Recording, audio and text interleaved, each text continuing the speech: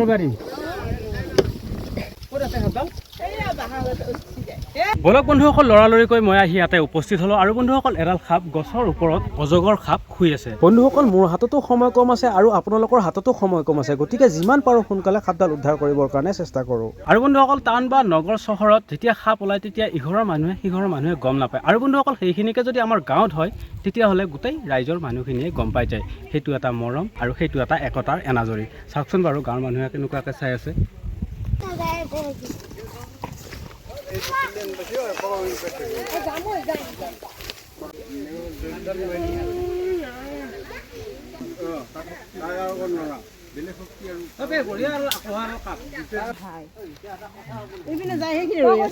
মই দেখা নাই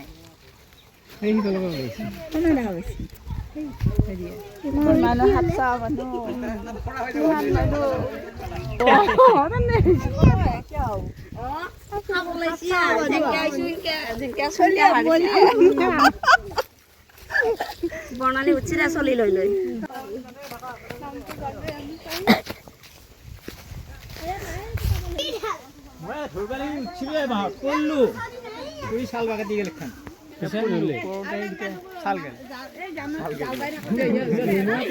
মুখ কোনফালে বগা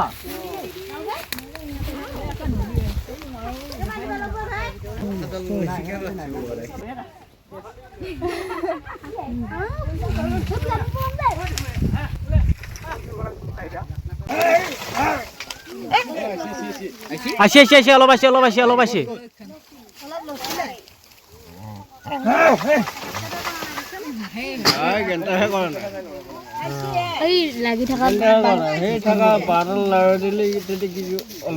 গেণ্টাহে নকৰে সেই এৰা শুনা হাতী লাগব, হাতকেইডালৰ আগত ইয়াতে সোমাই আহিছে।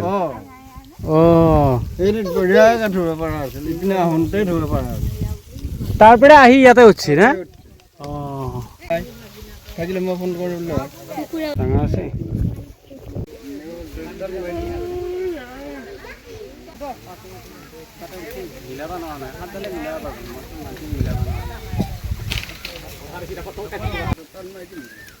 তাৰমানে এই যদি অকল বেলেগত সোমাই যাব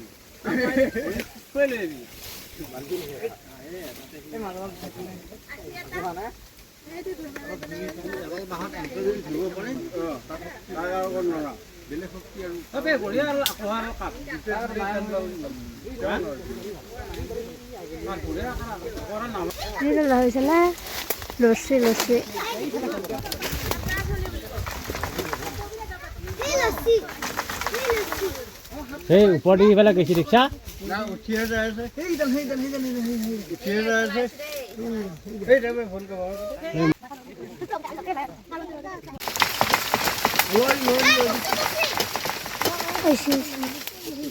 ডাঙৰ আছে কিন্তু হাতডাল বহুত ডাঙৰ।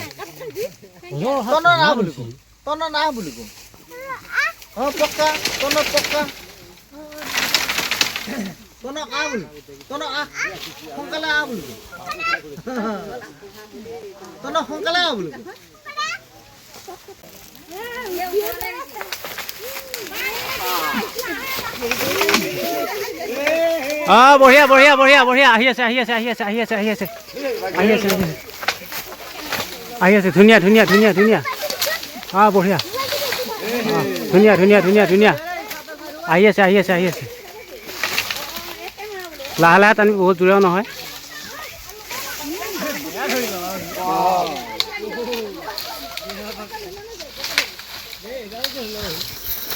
যাবানে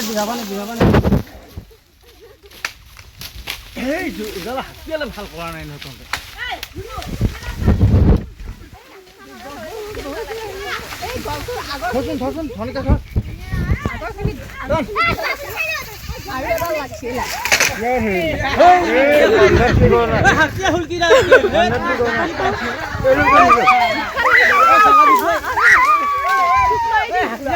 পটকে কাটে পটকে নহলে পলাব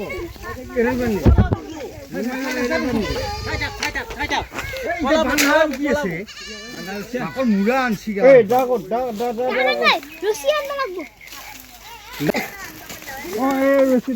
ধুনীয়াকৈ বান্ধি দি দাদা, ধুনীয়াকৈ বান্ধি দি।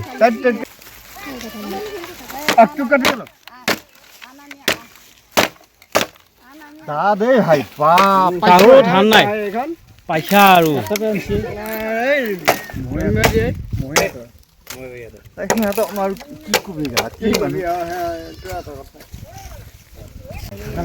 ৰৈ আছে সাতডাল ৰৈ আছে ধুনীয়াকৈ ৰৈ আছে। লৰি আছে দেই, সাতডাল লৰি আছে দেই, সাতডাল আকৌ লৰিছে দেই। গাঁঠি দিবি সদায় শত্ৰুৰ কথা ভাবি, তেতিয়াহে লাগি যাব মজবুত গাঁঠি। গাঁঠি দি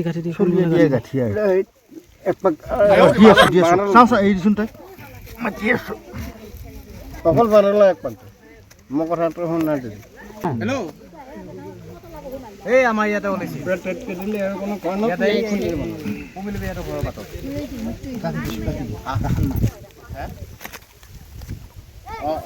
লাইভ চাই আছিল নেকি তেওঁ? লাইভ চাই আছিল। বঢ়িয়া। কালি চাবি চাবি বাবুহাত চাবি এবাৰ আহিব দে বহুত দূৰ নাটানিবি হে এই সেইটো চাইডে ল'ব লাগিছিল, সেইটো চাইডে ল'ব লাগিছিল, ল'ব লাগিছিল। হোৱা নাই হ'ব। বাপৰে বাপ কি ডাঙৰ অজগৰে।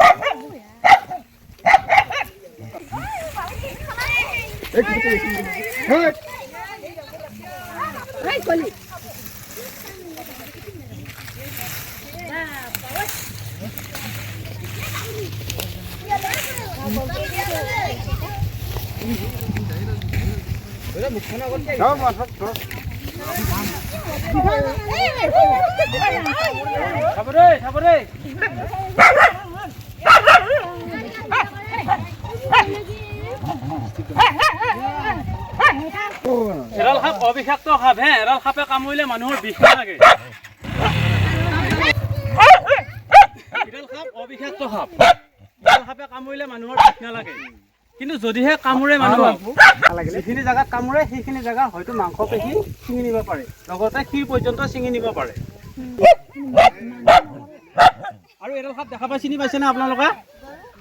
চিনি পাইছেনে নাই? নাই পোৱা। মাত দি চবে নাই পোৱা। কুকুৰে মাত দি আছে, মানুহে মাত নাদে। কুকুৰে মাত দি আছে, মানুহে মাত দিয়া নাই। এডাল সাপ হৈছে অজগৰ সাপ আৰু ইয়াক বাৰ্মিজ পাইথন বুলি কয় ইংলিছত। আৰু কিছুমান আমাৰ গাঁৱৰ মানুহে ঢেঁকী সাপ বুলি কয়।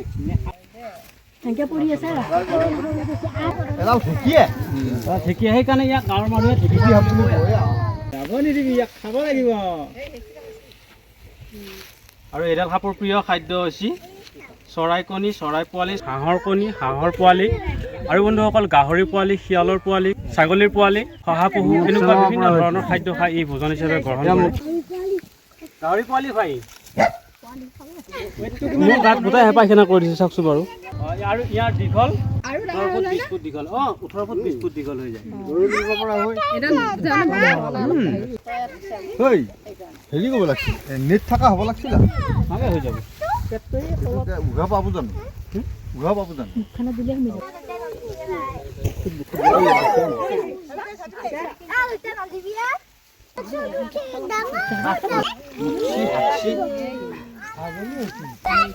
কাটিব দিয়া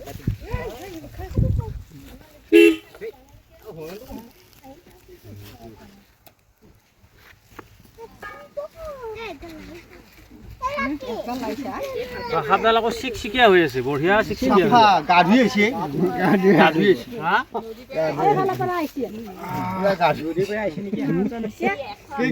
10 কেজি। কি 10 কেজি? 10 কেজি বেছি হ'ব, মোটামুটি 12 কেজি 13 কেজি ওজন হ'ব। আৰু এডাল হৈছে শিডিউল 1 প্ৰেষ্টিজৰ সাপ আৰু এডাল সাপ যদি কোনোবা যদি মাৰা বুলি ক'লে গম পাই যায় চৰকাৰে তেতিয়াহ'লে লগে লগে জেল হৈ যাব এই একবাৰ লাইচেন্স নহ'লেতো মানুহেই আৰু তোক নামাতিলেও হয় মই মানুহ মুঠি আছে হয় মুঠি আছে অ' মুঠিছে সেয়ে লাগে সি তাত কৰি মুঠিছে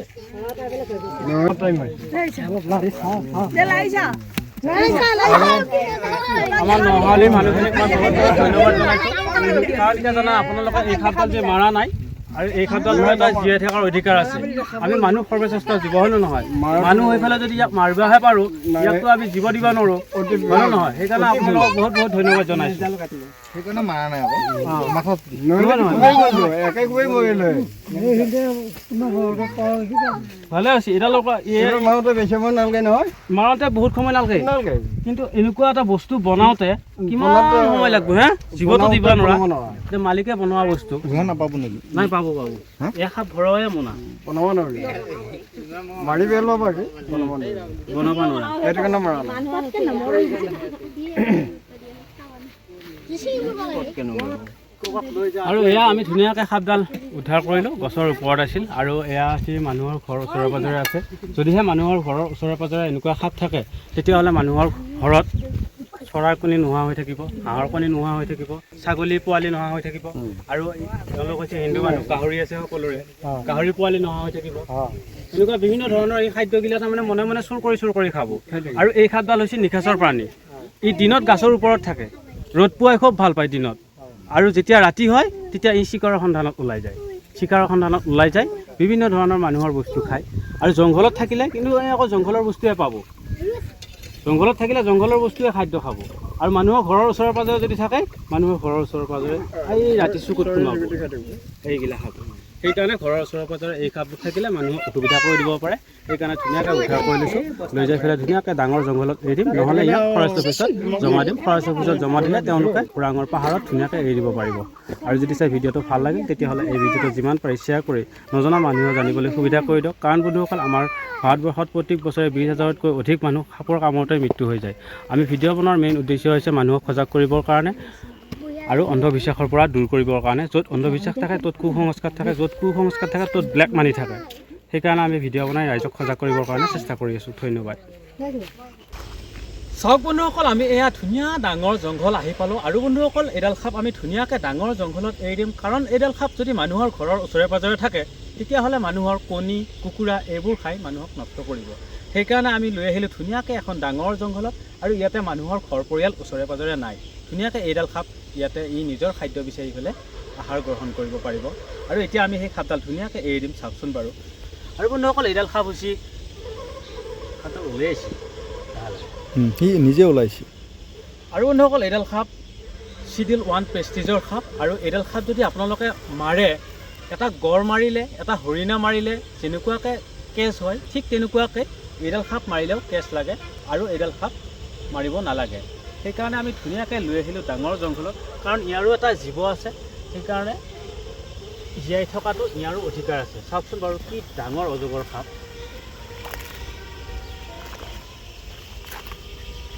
আৰু বন্ধুসকল এনেকৈ উদ্ধাৰ কাৰ্যটো চলি থাকিব যদিহে আপোনালোকৰ মৰম মহব্বত সহানুভূতি পাই থাকোঁ চাওক বন্ধুসকল কি ডাঙৰ আৰু দীঘল সাপ আৰু বন্ধুসকল আপোনালোকে চাওক ইয়াৰ যোনটো গাত জাল পৰা চিহ্ন আছে পেটাৰ্ণ আছে সেইকাৰণে ইয়াক জালপেহীয়া সাপ বুলি কয় আৰু দেখাত কিন্তু বন্ধুসকল এডাল সাপ বহুত ভয়ানক সাপ কিন্তু বন্ধুসকল দেখাত যিমান ভয়ানক সাপ সিমানখিনি ই ভয়ানক নহয় কাৰণ বন্ধুসকল এডাল সাপ একেবাৰে অবিষাক্ত সাপ নন ভেনমাছ স্নেক এবাৰ জংঘল সোমাই গৈ আছে ইয়াক একদম সম্পূৰ্ণ নিৰাপত্তা স্থানত বৰ্তমান ইয়াক দিয়া গ'ল গৈ আছে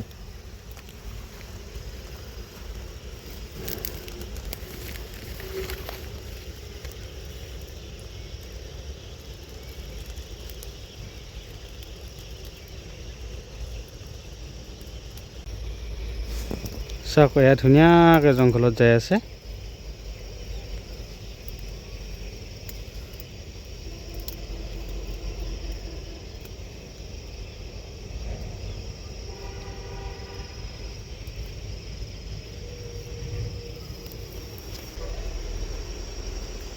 বন্ধুসকল, আমাৰ ভিডিঅ' বনোৱাৰ মেইন উদ্দেশ্য হৈছে প্ৰকৃতিৰ যিকোনো জীৱ জন্তু আমি বচাই ৰাখিব লাগে, নাশ কৰিব নালাগে। আৰু বন্ধুসকল লগতে মানুহক অন্ধবিশ্বাসৰ পৰা দূৰ কৰিবৰ কাৰণে লগতে বন্ধুসকল ঘৰৰ কাষত যদি বিষাক্ত সাপ থাকে সেইবোৰ ধৰি আনি আমি ধুনীয়াকৈ জংঘলত এৰি দিওঁ। সেইকাৰণে আমি ভিডিঅ' বনাই ৰাইজক দেখুৱাই আছোঁ। ধন্যবাদ। জয় আই অসম। শ্ৰদ্ধা ৰাইজ, যদি এই ভিডিঅ'টো চাই ভাল লাগিছে, আপোনালোকৰ সাপটো এৰি দিয়াৰ কাৰণে যদি ভাল লাগিছে, তেতিয়াহ'লে এই আমাৰ কমেণ্টত এবাৰ হৰ হৰ মহাদেৱ লিখি দিয়ক। ধন্যবাদ।